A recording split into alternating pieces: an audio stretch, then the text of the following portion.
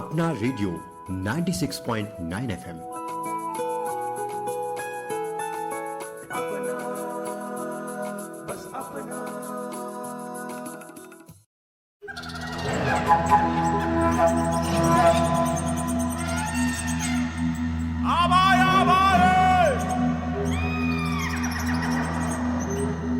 नमस्कार, आप सुन रहे हैं अपना रेडियो 96.9 एफएम का विशेष कार्यक्रम जनजाति गौरव, जिसकी प्रेरणा संस्कृति मंत्रालय, भारत सरकार, इंदिरा गांधी राष्ट्रीय कला केंद्र और अखिल भारतीय वनवासी कल्याण आश्रम के सामूहिक प्रयासों से तैयार की गई पुस्तक जनजाति गौरव से ली गई है।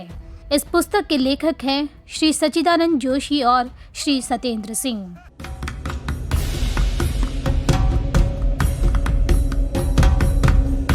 जनजातीय क्रांतिकारियों का स्वतंत्रता संग्राम और अपने अपने समुदायों के उत्थान में महत्वपूर्ण योगदान है, किंतु इनका जिक्र हमारे स्वतंत्रता आंदोलन के इतिहास में बेहद कम देखने को मिलता है।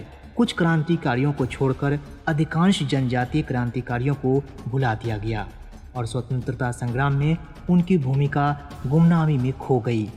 इन क्रांतिकारियों ने अंग्रेजी फौज के गोला बारूद का सामना किया अपने तीर धनुष, कुल्हाड़ी, हसिया और टांगिया से।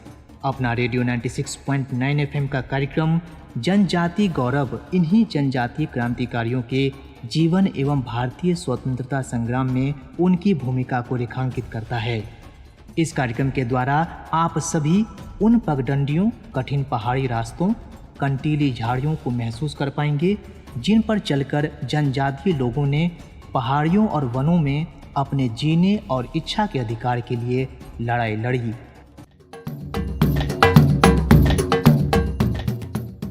दोस्तों, मैं हूं आरती और आज हम जिस वीर बलिदानी जनजाति गौरव की कथा आपको सुनाएंगे वो है उत्तराखंड का वीर सपूत अमर हुतात्मा केशरी चंद।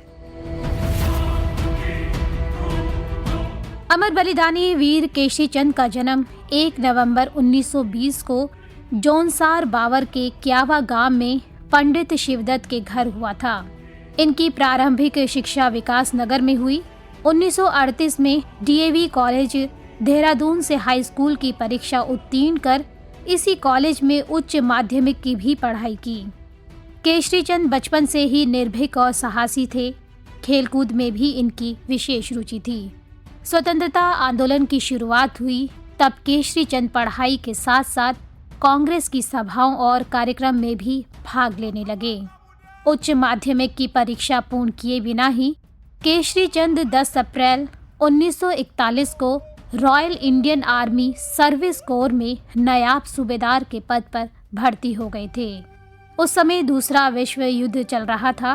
केशरी चंद को 19 अक्टूबर 1941 को मलाया युद्ध के मोर्चे पर नियुक्त किया गया, जहां पर जापानी सेना द्वारा उन्हें बंदी बना लिया गया था। नेताजी सुभाष चंद्र बोस के नारे "तुम मुझे खून दो, मैं तुम्हें आज़ादी दूंगा", इस वाक्य से प्रभावित होकर वे आज़ाद हिंद सेना में सम्मिलित हो गए थे। इनके भीतर अद्भुत साहस, अद्भुत पराक्रम, संकट स्थिति में आत्मविश्वास की क्षमता, दृढ़ संकल्प शक्ति देखकर उन्हें आज़ाद हिंद सेना में कठिनतम कार्य सौंपे गए, जिनका कि उन्होंने कुशलता से संपादन किया था। इम्फाल के एक मोर्चे पर ब्रिटिश फौज ने इन्हें पकड़ लिया और बंदी बनाकर दिल्ली की जिला जेल में भेज दिया था। वहां पर ब्रिटिश राज्य और सम्राट के विरुद्ध षड्यंत्र के अपराध में इन पर अभियोग चलाया गया और उन्हें मृत्यु दंड दिया गया। मात्र 24 वर्ष 6 माह की आयु में ये अमर बलिदानी 30 मई 1945 को हंसते हंसते भारत माता की जय का उद्घोष करते हुए फांसी के फंदे पर झूल गए। उनकी पुनः स्मृति में आज भी चक्राता के पास रामलाल गार्डन में प्रतिवर्ष एक मेला लगता है। तो दोस्तों, आज की कड़ी में बस इतना ही। आप सुन रहे हैं अपना रेडियो 96.9 एफएम। मुझे यानी आरती को दीजिए अनुमति। नमस्कार।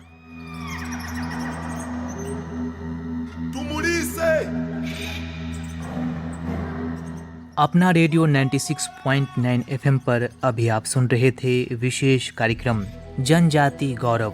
आज आपने सुनी उत्तराखंड के वीर सपूत अमर हुतात्मा केशरी चंद के अदम्य शौर्य और सर्वोच्च बलिदान की गौरव गाथा।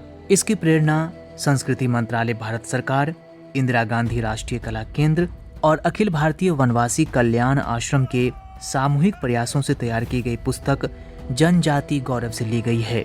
इस पुस्तक के लेखक हैं श्री सच्चिदानंद जोशी और श्री सत्येंद्र सिंह।